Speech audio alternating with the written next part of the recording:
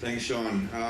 And thank you all for all your questions and comments and penguin calls onshore, offshore, in the hallways. They're getting better. It's nice. Thanks for coming to my talks today. I do have one more penguin talk in a few days called the Penguin Wrap-Up, which I will go over the species that we've seen. We're not done yet. We still have some Magellanic penguins up in Punta Arenas, possibility of some Humboldt penguins in the waters up north of Punta. So, but Half Moon, we got it. We got the trifecta of the 3 penguins. I couldn't sleep until we got them. And then today I slept for like 4 hours. But yeah, we got them. And that is, you know, there's a lot of lobbying going on from me to Iggy and everybody else down the line. It's like, chin straps, we're gonna get chin straps? Because I know you guys are all lobbying and I hear you. Yeah, like, when are we gonna, Adeli's? So I got it, we got it. And we got them, and oh, thank you. Chin straps, and they were loud, weren't they? Yeah. They quiet down for about 1 second, and then some jerk in the distance starts going, and then they're calling, and the whole thing goes off, and they start again. So, is that it? Yeah, something like that. We saw eggs. They were all on eggs. No chicks yet. It's about 7, 8, 9, 10 days until the first chicks will hatch, but you certainly saw them showing the brood patch. We saw some predation by the skuas. We had kelp gulls running around, terns chasing the brown skuas. We had sheathbills running around. It was absolute mayhem. You saw the highway, the penguin highway. Did you notice how the penguins got out of your way? They were like, pass along, we're busy here, and they would stop and rest and take their snow for their fresh water. But this is a shot this day last year. A lot more snow, right? So it was quite a difference. That pathway you walked up the hill there, just imagine all that snow last year. There's that long, big snow field over there, absolutely packed. And look at some of the penguins there nesting in the snow. But they know, somehow, that those pebbles are down underneath there. So they were occupying those sites, and when it melted out, they had their pebbles, and they were just fine. So it was all good there.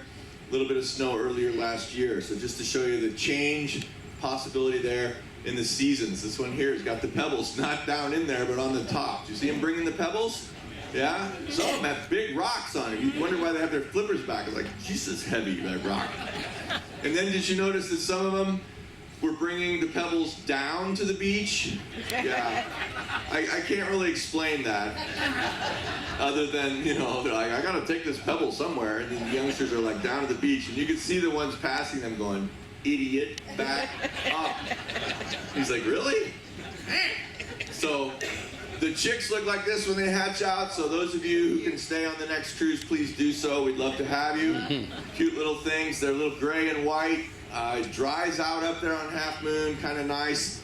And I just want to say that I've got another little penguin thing that's going to happen in a few days. But I wanted to show you this, and I'm glad to have time to do it. I was, for some unknown god-awful reason, I was down in Hope Bay in March 30th, I think, of one year. That's when all the other ships are in like the Caribbean by then. But we stayed down a little bit later, and we were in a bit of a storm. That was in Hope Bay. We were just outside the Antarctic Sound, and we were supposed to head north. And I don't know if you realize in March it kind of gets dark as well, so there was ice blowing around. So anyway, we went back to Hope Bay and for some shelter. And it was minus 40 degrees Fahrenheit, which is also minus 40 degrees centigrade. So I don't have to do the math. It was blowing a little bit, 50 miles an hour, for about 10 hours. And it was like, no problem, we're just gonna chuck into Hope Bay. So we did that.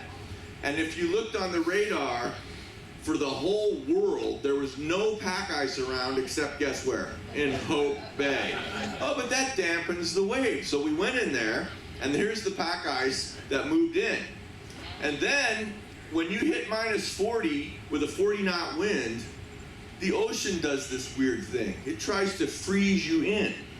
So you see this, which looks like smoke right there, right? It is so cold that the ocean froze in front of our eyes. I'm not kidding you. This smoke, as it was the air was so cold that the moisture around the waves on the top started to get this ghostly, sort of milky substance to it that was not in the water, but just above the water. It's like floating around. And I've heard about this, but never happened. I don't want to see it again. It's dangerous. And so that milky stuff was this cold smoke that you maybe hear about when the whalers, and then it started to congeal on the surface, and it looked like, you know, jello, kind of clear jello, and these little bitty pancake ice started to happen, and it's still blowing, and it's still cold, and it's still coming in, and then it started to grab onto the pack ice. Here's the wind still in the bottom, some more pack ice out there. So the captain tried to go around by the glacier, exactly where our ship was. He tried to go around by the glacier, the pack ice came in, he went around to Hope Bay, and I said to my couple friends of mine, I said, well, at least they'll have good red wine for the winter. There is a town there. And so then he had to just chunk it into the ice because we were going to get drifting, you know, back into the bay. So he chunked it into the ice, and it continued to freeze in front of us. Here came the pack ice. This is freezing right before our eyes. These photos were taken over a 6-hour period. Then it started to get the grease ice and the little pancakes over here and some platelet ice over there. The pancakes start to come together, and then the seas start to calm down. Still very, very cold. Here's the ship coming in. We're just trying to hold it. We can try to go out this way, but we didn't. It came in too fast. These pancakes started to get really, really sharp on the top, and the platelets started to sort of congeal and lay over each other, almost like shingles and tiles, and start to grasp together here just in a few hours, and it started to bond, really, really cold. And it did that right in front of us, taking pictures out of the bow.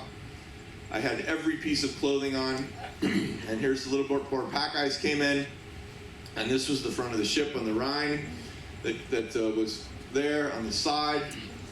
The ship was so cold you couldn't sleep near the wall. It was really wild. I'm not kidding. You had to be, it was like painful to put your hand against the inside of the outside of the ship. There were the portholes. We got down there and had a look.